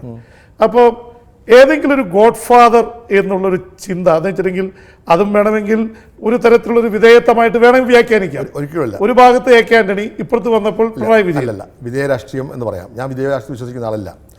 AK ആൻ്റണിയുമായിട്ട് എനിക്കൊരു 12 വയസ്സ് 13 വയസ്സ് മുതൽ ബന്ധമുണ്ട്. അന്ന് അദ്ദേഹം യൂത്ത് കോൺഗ്രസ് പ്രസിഡൻ്റാണ്, ഉമ്മൻചാണ്ടി KSU പ്രസിഡൻ്റാണ്. AK ആൻ്റണിക്കും ഉമ്മൻചാണ്ടിയോടും എനിക്ക് നല്ല ബന്ധമുണ്ട്. ആർക്കാണ് കൂടുതൽ അറിയാൻ പറ്റില്ല. പിന്നെ AK ആൻ്റണി അന്ന് 70കളിൽ വന്നപ്പോൾ അദ്ദേഹത്തിൻ്റെ ഒരു ആദർശപരമായ കൊണ്ട് AK ആൻ്റണിക്ക് ആദർശധീരൻ എന്ന പേരിടുന്ന ഞാനാണ്. ഇതാ ഒരു ആദർശധീരൻ എന്ന് പറഞ്ഞാൽ അന്ന് കലാശാല എഴുതിയ ലേഖനമാണ് ആദർശധീരൻ എന്ന പേര് വരുന്നത്. അത് കഴിഞ്ഞ് ആൻ്റണി KPCC പ്രസിഡൻ്റ് ആകുമ്പോഴും ഒരു KPCC പ്രസിഡൻറ്റുമായിട്ട് ഏറ്റവും അടുത്ത് പോകുന്ന ആളായിരുന്നു ഞാൻ. കാരണം എന്താ, അത് ഞാൻ അംഗീകരിച്ചത് KPCC പ്രസിഡൻറ്റിനെയാണ്. KSUവിൻ്റെ ഭാരവാഹിയായ ഞാൻ KPCC പ്രസിഡന്റ്. KPCC പ്രസിഡൻ്റാണ് ഒരു പാർട്ടിയുടെ ഉന്നതൻ. ആ ഉന്നതനായ ആൾ എന്നെ കൊണ്ടു നടന്നു എന്ന് പറഞ്ഞാൽ AK ആൻ്റണിയെ പോലെ വണ്ടിക്കുള്ളിൽ ആരെ കയറ്റണമെന്ന് ചിന്തിക്കുന്ന ആളാണ് AK ആൻ്റണി. ആരും കേട്ടത്തില്ല. അപ്പോൾ എന്നെ AK ആൻ്റണി കൂടെ കൊണ്ടു നടന്നതെങ്കിൽ എൻ്റെ സ്വഭാവശുദ്ധിയിൽ അദ്ദേഹത്തെ ഞാൻ ദുരുപയോഗപ്പെടുത്തില്ല എന്ന് വിശ്വാസമുള്ളതുകൊണ്ടല്ലേ AK ആൻ്റണിയെ കൊണ്ടു നടന്നത്. അങ്ങനെ ഉണ്ടായ സ്നേഹബന്ധമല്ലേ. ഇപ്പോൾ AK ആൻ്റണി എന്നെ ഇപ്പോഴും തള്ളി പറഞ്ഞിട്ടില്ല. AK ആൻ്റണി ഞാൻ രാഷ്ട്രീയമായി വിമർശിച്ചിട്ട് പോലും AK ആൻ്റണി എന്നെ വിമർശിച്ചിട്ടില്ല. അദ്ദേഹത്തിന് അസുഖം വരുമ്പോൾ എൻ്റെ മനസ്സ് വേദനിക്കാറുണ്ട്. ആ ആത്മബന്ധത്തിന് ഒരു കുറവും പറ്റിയിട്ടില്ല. രാഷ്ട്രീയമായ വ്യത്യാസം ഉണ്ടായി കാണാം. പക്ഷേ പാർട്ടിയുടെ പ്രസിഡന്റ് എന്ന നിലയിൽ ആണ് ഞാൻ AK ആൻ്റണിയായിട്ട് എടുക്കുന്നത്. അതേസമയം അത് തന്നെയാണ്. കാരണം ഞാൻ ഇടതുപക്ഷത്തേക്ക് വരുമ്പോഴത്തേക്കും CPM സഹയാത്രികനാണ്. എന്നെ സംരക്ഷിച്ച് നിലനിർത്തിയത് ഇപ്പോൾ കോടിയേരി ബാലകൃഷ്ണൻ വന്ന് വരുന്നത് വരെയും 14 വർഷം എന്നെ സംരക്ഷിച്ച് നിർത്തിയ ആരാ? എനിക്ക് അഭിപ്രായം പറയാൻ ഏകയാളേ ഉള്ളൂ, പിണറായി. കാരണം അത് പാർട്ടി സെക്രട്ടറി. ഞാൻ പാർട്ടി സെക്രട്ടറി പറയുന്ന കാര്യങ്ങളനുസരിച്ചാണ് പ്രവർത്തിക്കുന്നത്. എന്നെ എന്തെങ്കിലും രാഷ്ട്രീയ ദൗത്യം ഏൽപ്പിച്ചാൽ എന്നെ ഒരു കാര്യം ഇപ്പോൾ കൈരളിയിൽ കൺസൾട്ടൻ്റാണ് അല്ലെങ്കിൽ AK സെൻട്രലിൽ എന്തെങ്കിലും പണിയുണ്ട്, അത്തരം ഒരു കാര്യങ്ങൾ പാർട്ടി സെക്രട്ടറി അല്ലെങ്കിൽ ഇത്തരം യോഗങ്ങൾക്ക് പോകണം. അപ്പോൾ പാർട്ടി സെക്രട്ടറി പറയുന്നതനുസരിച്ച് നിൽക്കുമ്പോൾ ഞാൻ അദ്ദേഹത്തിൻ്റെ കീഴിലുള്ള ആളാണ്. ഞാൻ കോൺഗ്രസിൽ AK ആൻ്റെ കീഴിലുള്ള ആളായ പോലെ അദ്ദേഹത്തിൻ്റെ കീഴിലാണ്. ഇപ്പോൾ ഞാൻ കോടിയേരി ബാലകൃഷ്ണ കീഴിലാണ്. കാരണം എന്താ, പാർട്ടി സെക്രട്ടറി കോടിയേരി ബാലകൃഷ്ണൻ ആയതുകൊണ്ട് കോടിയേരി ബാലകൃഷ്ണനോട് ഇപ്പോൾ ഞാൻ വിശ്വസ്ത പുലർത്തുന്നു. കാരണം എന്താ, ആ പാർട്ടി വന്ന് നിൽക്കുമ്പോൾ അത് എൻ്റെ ഒരു ജനാധിപത്യ ബോധത്തിൻ്റെ ഒരു കാര്യമാണ്. കാരണം എനിക്കൊരു സംശയം വന്നാൽ ഞാനോട് ചോദിക്കും. അല്ല, ഈ ആൻ്റണിയുമായിട്ട് കോൺഗ്രസ്സിലായിരുന്നപ്പോൾ അടുപ്പാണ്, CPMലേക്ക് പോയപ്പോൾ സ്വാഭാവികമായിട്ട് ആ ബന്ധത്തിൽ അകൽച്ചയില്ല. കാരണം ഒരകൽച്ചയില്ല. AK ആൻ്റണി കാരണം ആ കാലഘട്ടത്തിൽ ഒരു താങ്കൾ യഥാർത്ഥത്തിൽ കലഹിച്ച് ഇറങ്ങിപ്പോയപ്പോൾ മത്സരിക്കാൻ ഉദ്ദേശിച്ചത് ചേർത്തലയിലാണ്, ആൻ്റണിക്കെതിരെയാണ് എന്നൊരു പ്രചരണം ഉണ്ടായിരുന്നു. ഇതൊക്കെ ഈ മാധ്യമങ്ങൾ പറയുന്നല്ലേ. ഞാൻ യഥാർത്ഥത്തിൽ വിടുമ്പോഴും AK ആൻ്റണി കലഹിച്ചിട്ടില്ല, ആരോടും കലഹിച്ചിട്ടില്ല. ഞാനൊരു താത്വിക നിലപാട് സ്വീകരിച്ചു. പിന്നെ പക്ഷേ ആന്റണിയോട് പോലും പറയാതെയാണ് ഇറങ്ങിപ്പോയത്. കരുണാകരനോട് മാത്രമാണ്. അത് ഞങ്ങളൊക്കെ സാക്ഷികളാണ്. താങ്കൾ അതിന് കാരണമുണ്ട്. ഞാൻ ആന്റണിയെ വിളിച്ചപ്പോൾ ആന്റണി പിന്നീട് എനിക്കറിയത്തില്ല എന്തുകൊണ്ടാണ്, ഞാൻ പ്രതാപനോട് പറഞ്ഞു ആന്റണിയെ വിളിക്കണമെന്ന് പറഞ്ഞു. തിരിച്ചെന്നെ വിളിച്ചില്ല. കരുണാകരൻ എന്നെ ഇങ്ങോട്ട് വിളിച്ചിട്ട് കാണണമെന്ന് പറഞ്ഞു. കരുണാകരനെ പോലെ ഉന്നതനായ ആൾ കാണണമെന്ന് പറഞ്ഞാൽ കണ്ടല്ലേ പറ്റുള്ളൂ. അതുകൊണ്ട് ഞാൻ കാണാൻ പോയി, അത്രയേ ഉള്ളൂ. താങ്കൾ കരഞ്ഞുകൊണ്ട് ഇറങ്ങി വരുമ്പോൾ ഞങ്ങളൊക്കെ സാക്ഷികളാണ്. ഇനിയിപ്പം AK ആൻ്റണിയാണ് എന്നെ വിളിച്ചിരുന്നെങ്കിൽ ഞാൻ തീർച്ചയായിട്ടും പോകുമായിരുന്നു. ഇനിയിപ്പോൾ AK ആൻ്റണി വിളിച്ചാൽ ഞാൻ പോകാറുണ്ടല്ലോ. ഇനിയും എ കെ ആന്റണി പോയി മുഖ്യമന്ത്രി സ്ഥാനം കഴിഞ്ഞ് ഞാൻ ഗേറ്റ് ചെയർമാൻ ആയിരിക്കുമ്പോൾ കോടിയേരി ബാലകൃഷ്ണൻ ഞാൻ ഒരുമിച്ച് എ കെ ആന്റണി വേണ്ടി പോയിട്ടുണ്ടല്ലോ. ഇനി എന്തിനേറെ പറയുന്നു, ഇപ്പോൾ എ കെ ആന്റണി ശാന്തിഗിരി ആശ്രമത്തിൽ ശാന്തിഗിരി ഹോസ്പിറ്റലിൽ ആയുർവേദ ചികിത്സയ്ക്ക് കടന്നപ്പോൾ ഞാൻ പോയിരുന്നു. അദ്ദേഹം ഇതിന് പോസ്റ്റേറ്റ് ഗ്ലാൻഡിൻ്റെ അസുഖത്തിന് പോയപ്പോൾ ഞാൻ പോയിരുന്നു. അദ്ദേഹം എന്നെ സ്ഥിരമായി വിളിക്കാറുണ്ട്, ഞാൻ വിളിക്കാറുണ്ട്. ഈ കഴിഞ്ഞ 2 മാസം മുമ്പ് നിങ്ങൾ കണ്ടു കാണുമല്ലോ ഒരു ചടങ്ങിൽ എ കെ ആന്റണിയും ഉമ്മൻചാണ്ടിയും ഭാര്യയും ഞാൻ ഒരുമിച്ചാണ് ഭക്ഷണം കഴിച്ചത് മസ്കറ്റ് ഹോട്ടലിൽ. രമേശ് ചെന്നിത്തലയുടെ പല ചടങ്ങുകളിലും ഞാൻ പങ്കെടുക്കാറില്ലേ, സുധീരൻ്റെ കൂടെ ഒരുമിച്ച് കാറിൽ യാത്ര ചെയ്യാറില്ലേ. ഇതേ ബന്ധം ഉമ്മൻചാണ്ടിയായിട്ടുണ്ടോ? തീർച്ചയായും. പലരും തുറന്നു പറഞ്ഞാൽ ഞാൻ വിട്ട് പുതുപ്പള്ളി മത്സരിച്ച് പോയ അടുത്ത ദിവസം ഉമ്മൻചാണ്ടിൻ്റെ ഭാര്യ എൻ്റെ അടുത്ത് പറഞ്ഞു, കുഞ്ഞുഞ്ഞിന് ചെറിയാൻ ഫിലിമിനോടൊരു വിരോധമില്ല, തിരിച്ചു വരണം, കുഞ്ഞുഞ്ഞിനാണ് ഏറ്റവും കൂടുതൽ വിഷമം എന്ന് എന്നോട് ഉമ്മൻചാണ്ടിൻ്റെ ഭാര്യ പറഞ്ഞു. അത് കഴിഞ്ഞ് ഇപ്പോഴും ഓർമ്മയുണ്ട്, മാമൻ മത്തായിയുടെ മരണം നടന്നപ്പോൾ ഞാനിരുന്നപ്പോൾ ഉമ്മൻചാണ്ടിൻ്റെ അടുത്ത് പറഞ്ഞു, എം വി രാമനെ കൊണ്ടുവരാൻ തീരുമാനിച്ച ഞാനല്ല, എല്ലാവരും കൂടിയാണ്. അപ്പോൾ ലീഡർ പറഞ്ഞു നോർത്തിൽ ചെറിയാൻ മത്സരിക്കും, ചെറിയാൻ നോർത്തിൽ മത്സരിക്കുമെന്നാണ് ഞാനും ആൻ്റണിയും വിശ്വസിച്ചത്, നിങ്ങളിത് ചെയ്യുമെന്ന് ഞാൻ കരുതിയില്ല എന്നാണ് ഉമ്മൻചാണ്ടി പറഞ്ഞത്. ഇനിയും അത് കഴിഞ്ഞ് ഉമ്മൻചാണ്ടി 60 വയസ്സ് കഴിഞ്ഞ ജന്മദിനത്തിൽ ആദ്യം ഞാൻ വീട്ടിൽ പോയ ഞാനാണ്. അന്ന് ഉമ്മൻചാണ്ടിയോടൊപ്പം ഭക്ഷണം വെച്ചിരുന്ന് ഭക്ഷണം കഴിച്ച ആളാണ് ഞാൻ. ഏത് 2000 അല്ലേ? ഉമ്മൻചാണ്ടിക്ക് സ്വിറ്റ്സർലൻഡിൽ വന്നപ്പോൾ അദ്ദേഹത്തെ ചികിത്സിക്കാൻ ഹോസ്പിറ്റലിൽ പോയപ്പോൾ വിമാനത്താവളത്തിൽ നിന്ന് പോകുന്ന കൂട്ടത്തിൽ ഉണ്ടായിരുന്നു. വീട്ടിൽ വിശ്രമിച്ചപ്പോൾ ഞാൻ ഉണ്ടായിരുന്നു. ഉമ്മൻചാണ്ടി മകളുടെ കല്യാണത്തിനുണ്ടായിരുന്നു, മകളുടെ കല്യാണത്തിന് ഉറപ്പിനും ഞാൻ പോയിരുന്നു. ഉമ്മൻചാണ്ടിയുടെ പിതാവ് പുതുപ്പള്ളിയിൽ മരിച്ചപ്പോൾ ഞാൻ മരണ ദിവസം മുതൽ ശവസംസ്കാരം വരെ ഉമ്മൻചാണ്ടി ഇവിടെ വീട്ടിലുണ്ടായിരുന്നു. അതുകൊണ്ട് ഉമ്മൻചാണ്ടിക്കോ എ കെ ആന്റണിക്കോ എന്തെങ്കിലും ഒരു വ്യക്തിപരമായ അസുഖം വന്നാൽ രാഷ്ട്രീയ അഭിപ്രായ വ്യത്യാസങ്ങൾ വരെ വേദനിക്കുന്ന ആളാണ്, ഞാൻ അവിടെ ഉണ്ടാവും, അത് വേറെ കാര്യം. ഇതുപോലുള്ള ബന്ധം CPM വളരെ ഉണ്ട്, വിജയനുമായിട്ട് ബന്ധമുണ്ടെന്ന് അറിയാം. എല്ലാവരും ഉണ്ട്. ഞാൻ വ്യക്തിബന്ധങ്ങൾ പുലർത്തുന്ന ആളാണ്. സുധീരൻ എന്നെ പണ്ട് കോൺഗ്രസ്സിലായിരുന്നപ്പോൾ ആശുപത്രി വന്നപ്പോൾ ഓപ്പറേഷൻ നടത്തിയപ്പോൾ ഞാൻ ചെന്നൈ പോയ ആളാണ്. വയലാറുടെ ഭാര്യയ്ക്ക് പോയപ്പോഴുണ്ട്. സുധീരൻ്റെ രോഗവിവരങ്ങൾ ഇപ്പോൾ തന്നെ സുധീരൻ എപ്പോൾ അസുഖമായി ഹോസ്പിറ്റലിൽ വരുമ്പോൾ ഞാൻ സുധീരൻ കാണാൻ പോകാറുണ്ട്, എൻ്റെ വീട്ടിൽ പോകാറുണ്ട്, കെമിക്കൽ പ്രസിഡൻ്റാകും മുമ്പും ശേഷവും.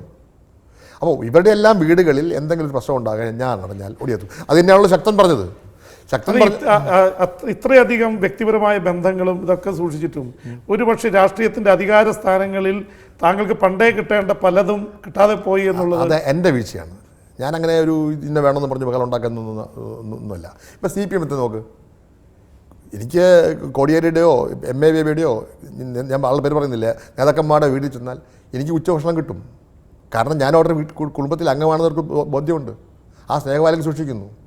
അവർക്ക് അസുഖം വന്നാലും ഞാൻ പോകാറുണ്ട്. ഞാൻ പറയാം, ഒരാളുടെ പേര് പറഞ്ഞിട്ടുണ്ടെങ്കിൽ CPMൽ എനിക്ക് വിപുലമായൊരു സൗഹൃദ സഞ്ചയമുണ്ട്.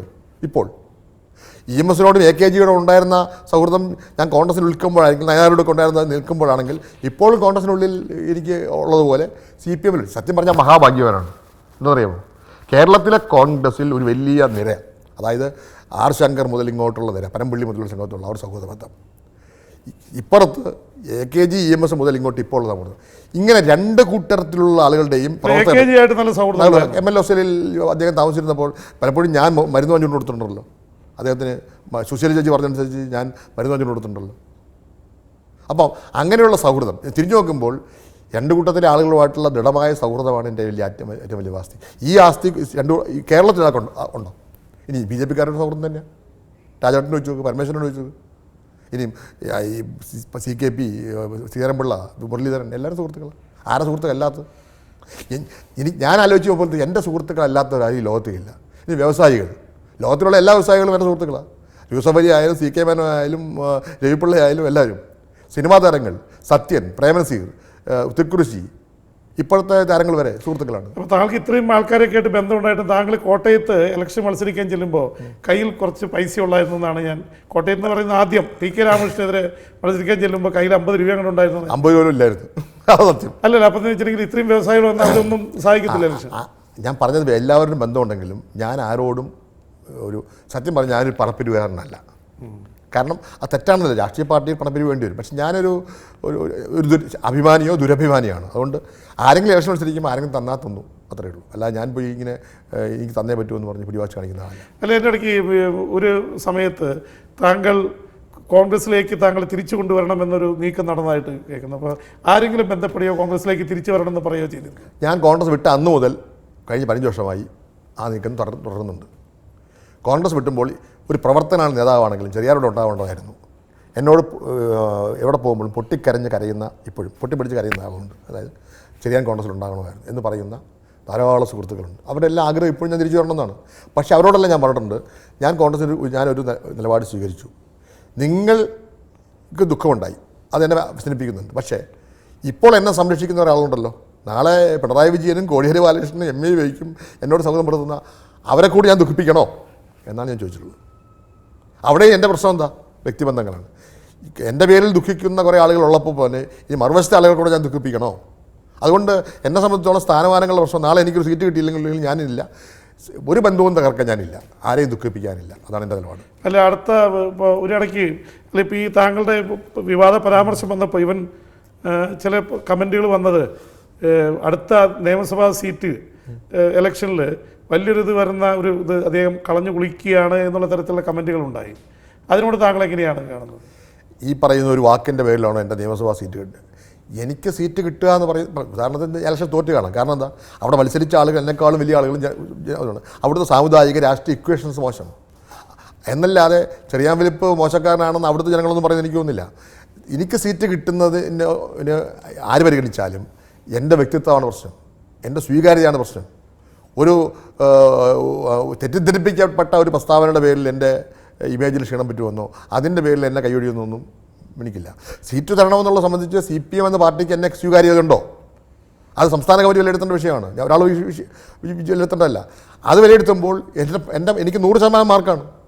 കാരണം കഴിഞ്ഞ 15 വർഷക്കാലമായി ഞാൻ അവിടെ നിന്ന് പട്ടും CPM ആത്മാർത്ഥം പുലർത്തിയിട്ടുണ്ട്, പാർട്ടി ഏൽപ്പിച്ച് ചോദ്യം ചെയ്തിട്ടുണ്ട്, CPM നയസമീപനങ്ങളെ വിശദീകരിച്ചിട്ടുണ്ട്, CPM പ്രതിരോധിക്കാൻ ശ്രമിച്ചിട്ടുണ്ട്, TV ചാനലുകളിൽ, ലേഖനങ്ങളിൽ, പ്രസ്താവനകളിൽ, പ്രസംഗങ്ങളിൽ.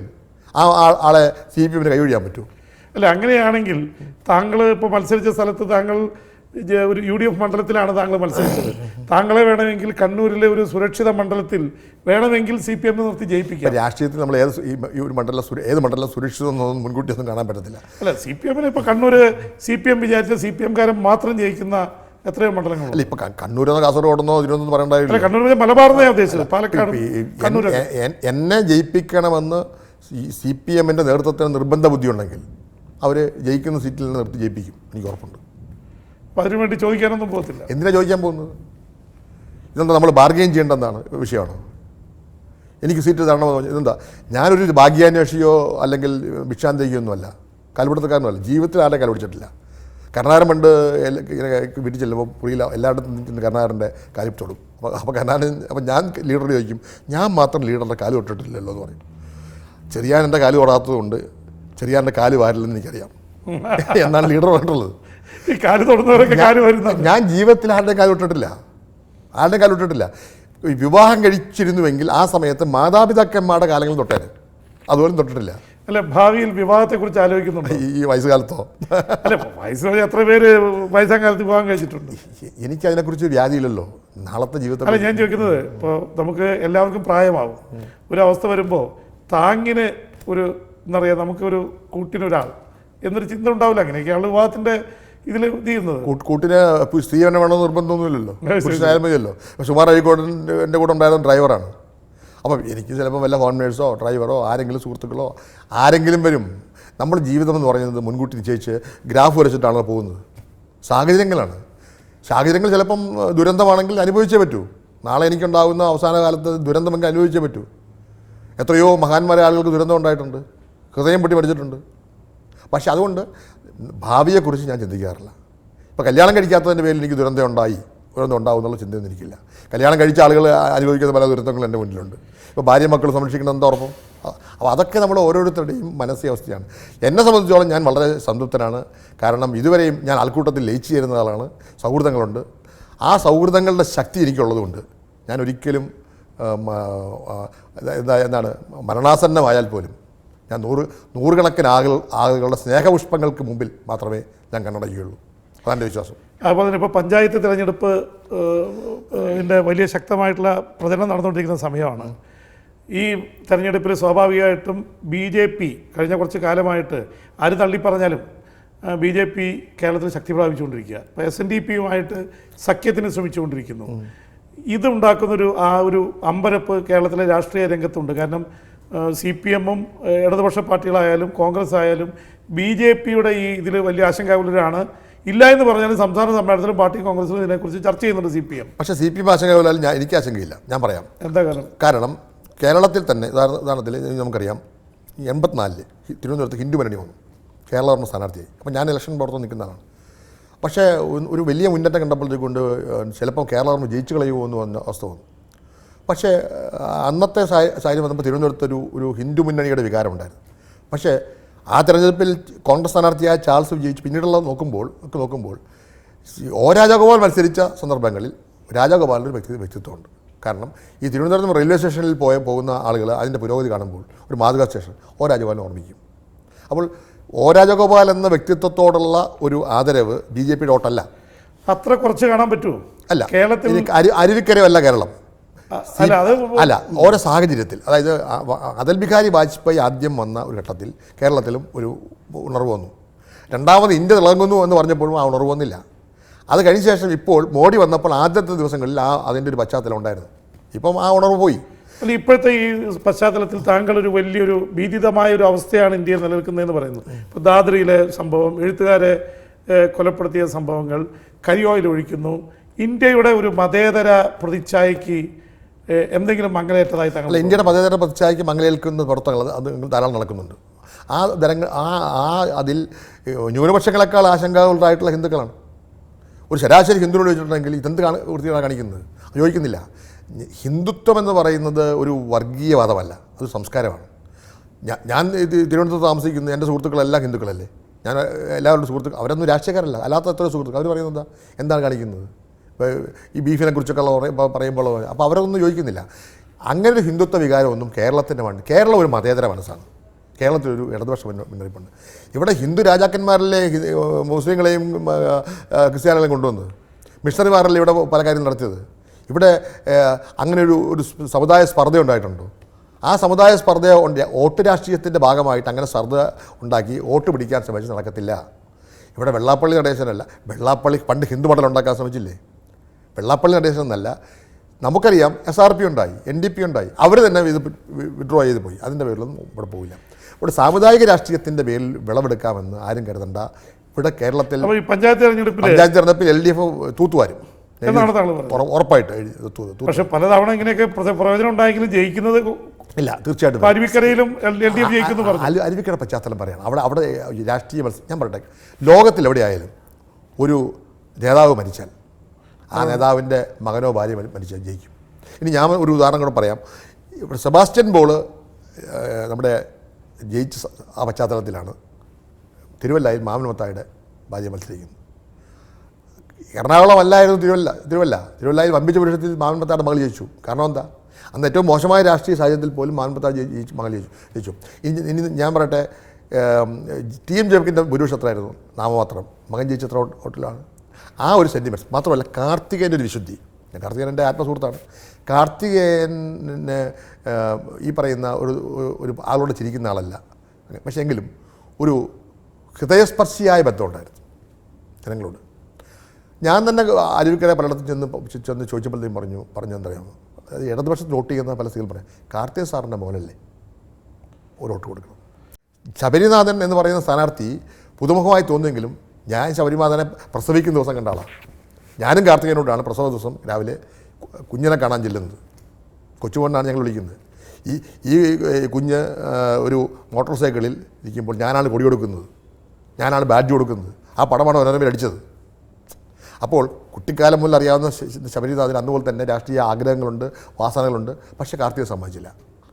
പക്ഷെ കാർത്തികയുടെ മരണശേഷം ഉള്ളിൽ കിടന്ന രാഷ്ട്രീയ അഭിവാഞ്ഛ പുറത്തു ചാടുകയും അമ്മ അതിനെ സഹായിക്കുകയും കൂടെ ചെയ്തപ്പോൾ അദ്ദേഹം സ്ഥാനാർത്ഥിയായി. ശബരിനാഥൻ എന്ന് പറയുന്ന വ്യക്തിത്വത്തിന് കിട്ടിയ വോട്ടിൻ്റെ പെർസെൻറ്റേജ് വളരെ കൂടുതലാണ്. അപ്പോൾ താങ്കൾ പറയുന്നതനുസരിച്ചാണെങ്കിൽ അപ്പോൾ അടുത്ത നിയമസഭാ തെരഞ്ഞെടുപ്പിൽ ഇപ്പോൾ സർവേകളിൽ വരുന്നത് UDF വീണ്ടും അധികാരത്തിൽ വരുന്ന, അതിനവർ പ്രത്യേകിച്ച് പറയുന്നൊരു കാര്യമുണ്ട്. ഈ എന്തൊക്കെ പറഞ്ഞാലും CPM ഒരു ഭൂരിപക്ഷ സമുദായ പാർട്ടിയാണ്. ഇപ്പോഴത്തെ ന്യൂനപക്ഷങ്ങൾ പ്രധാനമായിട്ടും സപ്പോർട്ട് ചെയ്യുന്നത് UDFനെയാണ്. അപ്പോൾ ആ ഒരു ഇത് വെച്ചിട്ട് ഭൂരിപക്ഷ വോട്ടുകൾ പോവുകയും ലോക്സഭാ ഇലക്ഷനിൽ എപ്പോഴും CPMനും ബന്ധു കിട്ടില്ല. ഒരിക്കൽ മാത്രമാണ് കിട്ടിയിട്ടുള്ളത്. കാരണം ലോക്സഭാ തെരഞ്ഞെടുപ്പിൽ പലപ്പോഴും ഇടതുപക്ഷ പാർട്ടികൾ ഘടകമല്ല. പ്രധാനമായിട്ടും രണ്ട് ശക്തികൾ തമ്മിലുള്ള മത്സരം.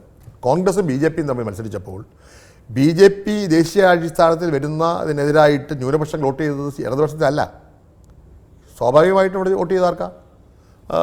ഈ ശശി തരൂർ തന്നെ ഏറ്റവും വലിയ പ്രശ്നം ഉണ്ടായപ്പോൾ നിന്നപ്പോൾ ഞാൻ തിരുവനന്തപുരത്തെ വോട്ടിംഗ് പാറ്റേൺ നോക്കിയപ്പോൾ ക്രിസ്ത്യാനികളും മുസ്ലിങ്ങളും മരിച്ച് വോട്ട് ചെയ്തു ശശി തരൂരിന്. അല്ല, അതുകൊണ്ടല്ലേ അധികം ജയിച്ചത്. അതാ ഞാൻ പറഞ്ഞത്.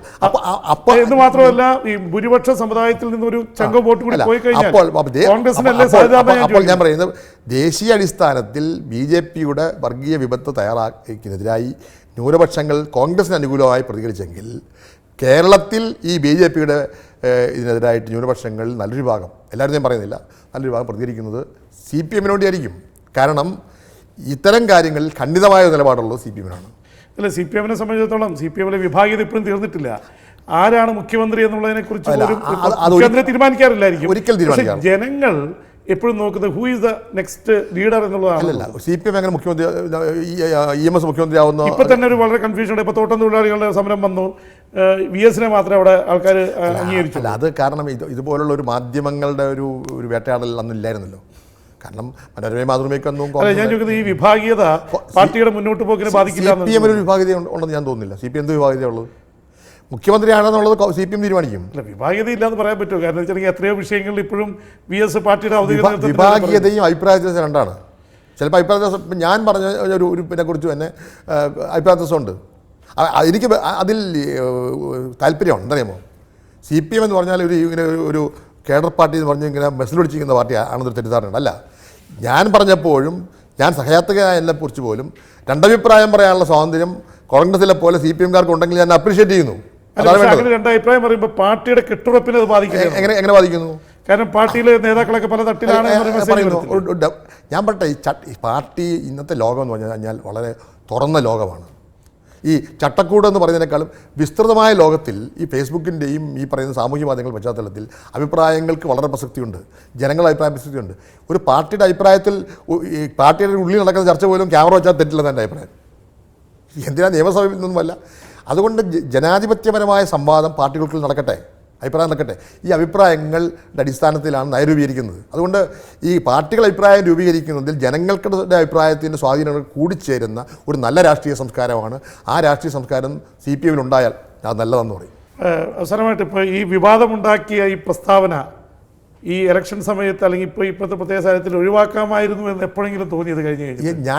ഞാനങ്ങനെ ബോധപൂർവ്വം ഞാൻ മണ്ടനല്ല, എന്നാലും വന്നു കഴിഞ്ഞ് ഇത്രയൊക്കെ വന്നു കഴിഞ്ഞപ്പോൾ ഞാനതിനെക്കുറിച്ച് താങ്കളെ വലിയ രീതിയിൽ താങ്കളുടെ പേര് ചർച്ച ചെയ്യപ്പെട്ടു. സാധാരണ പറയും negative publicity is also publicity എന്ന് പറയും. ഇല്ല, ഞാനങ്ങനെ ഒരു പബ്ലിസിറ്റി ഉദ്ദേശിച്ചല്ല.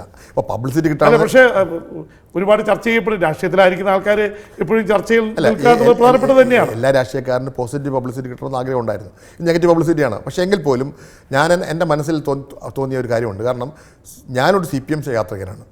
ആയിരിക്കുമ്പോൾ എൻ്റെ പേരിൽ CPM-ൽ നാളെ ഒരു പ്രശ്നം ഉണ്ടാകരുത്, എനിക്ക് തോന്നിയൊരു കാര്യമാണ്. പിൻവലിക്കണമെന്ന് എന്നോട് ആരും പറഞ്ഞിട്ടില്ല. പിൻവലിക്കണമെന്ന് ഒരു CPM നേതാവ് എന്നോട് പറഞ്ഞിട്ടില്ല. ഞാൻ ആലോചിച്ചപ്പോഴത്തേക്കൊണ്ട് അതൊന്ന് ഡൈല്യൂട്ട് ചെയ്യണം. ഞാൻ പറഞ്ഞ കാര്യം ഒരു വിവാദം ഡൈല്യൂട്ട് ചെയ്യണം. ആ വിവാദം ഡൈല്യൂട്ട് ചെയ്യണമെന്നുണ്ടെങ്കിൽ ഒരു സ്ത്രീവിരുദ്ധനാണെന്ന് പറഞ്ഞ സമൂഹത്തിൽ എന്തെങ്കിലും ഒരു ശ്രമം ഉണ്ടെങ്കിൽ അത് ഞാനൊരു ഖേദം പഠിപ്പിക്കുന്നത് നല്ലതായിരിക്കുമെന്ന് എൻ്റെ മനസാക്ഷി മന്ത്രിച്ചു. അതുകൊണ്ടാണ് ഞാൻ പാർട്ടിയിൽ ആരും പറഞ്ഞില്ല. പാർട്ടിയിൽ ഒരാൾ എന്നോട് പറഞ്ഞു. അല്ല, പുറത്തേക്കുള്ള പ്രചരണം കേന്ദ്ര നേതൃത്വം അത് പിൻവലിക്കണം എന്നുള്ള രീതിയിൽ പാർട്ടി നേതൃത്വം ഞാൻ മൊബൈലോ ഫോൺ ഓഫ് ചെയ്തിടക്കില്ലേ, എന്നോട് ആർക്കും ബന്ധപ്പെടാൻ കഴിയുന്നില്ല. എൻ്റെ മനസാക്ഷി മന്ത്രിച്ചു. ഞാൻ മനസാക്ഷി എന്തെങ്കിൽ അത് CPM മാത്രമല്ല, എൻ്റെ പേരിലൊരു അനാവശ്യ വിവാദം കട്ടിപ്പടരണ്ട, അത് ഡൈല്യൂട്ട് ചെയ്യണം. അതേസമയം എൻ്റെ ആത്മാഭിമാനത്തെ പണയപ്പെടുത്താനൊന്നും ഞാൻ പോയിട്ടില്ല. അവിടെ ഞാൻ ചെയ്തുള്ളൂ. കാരണം പിൻവലിക്കപ്പെടേണ്ടതായ ഏതോ ഒരു ക്രൂരകൃത്യമോ തെറ്റോ ഞാൻ ചെയ്തെങ്കിൽ മാത്രം പിൻവലിച്ചാൽ മതിയല്ലോ. അങ്ങനെ പിൻവലിക്കുന്നില്ല. അതേസമയം എൻ്റെ പ്രസ്താവന ആരെങ്കിലും വിഷമിപ്പിച്ചിട്ടുണ്ടെങ്കിൽ ആ വിഷമത്തോട് ഒരു ആഭിമുഖ്യം കാണിക്കേണ്ടത് ഒരു മനുഷ്യനെന്ന നിലയിൽ എൻ്റെ കടമയാണ്. ആ കടമ ഞാൻ നിർവഹിച്ചു. ശ്രീ ചെറിയാൻ ഫിലിപ്പ് ഒരുപക്ഷെ വളരെ തുറന്ന് സംസാരിക്കുകയായിരുന്നു. ഹൃദയത്തിൻ്റെ ഉള്ളിൽ നിന്ന് ഇപ്പോൾ ഈ ഇടയ്ക്കുണ്ടായ വിവാദ പരാമർശത്തെക്കുറിച്ച്, അത് വിവാദമായ പശ്ചാത്തലത്തെക്കുറിച്ച്, താൻ എന്താണ് ഇതേക്കുറിച്ച് ഉദ്ദേശിച്ചത് എന്നതിനെക്കുറിച്ചൊക്കെ അദ്ദേഹം ഇവിടെ തുറന്നു പറഞ്ഞു. ഒപ്പം തന്നെ കേരള രാഷ്ട്രീയത്തെക്കുറിച്ചും കേരളത്തിലെ നേതാക്കളെക്കുറിച്ചും കോൺഗ്രസിലെയും CPM-ലെയും നേതൃത്വത്തെക്കുറിച്ചൊക്കെ അദ്ദേഹത്തിൻ്റെ അഭിപ്രായങ്ങൾ അദ്ദേഹം ഇവിടെ തുറന്ന് സംസാരിച്ചു. സ്ട്രെയിറ്റ് ലൈനിൽ പങ്കെടുത്തതിന് ശ്രീ ചെറിയാൻ ഫിലിപ്പിന് ഹൃദയം നിറഞ്ഞ നന്ദി.